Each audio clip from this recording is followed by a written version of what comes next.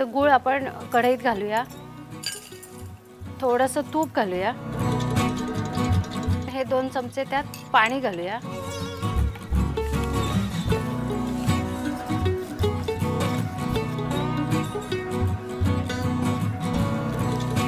हे असं गूळ वितळला आहे त्यात.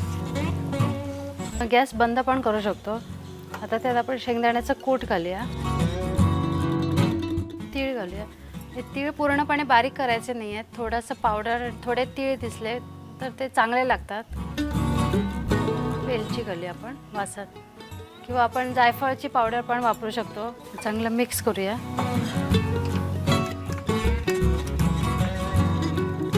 आपण 5 मिनटं वाट बघूया थंड होण्यापुरतं. थोडं तूप लावून घेऊया हाताला आपण.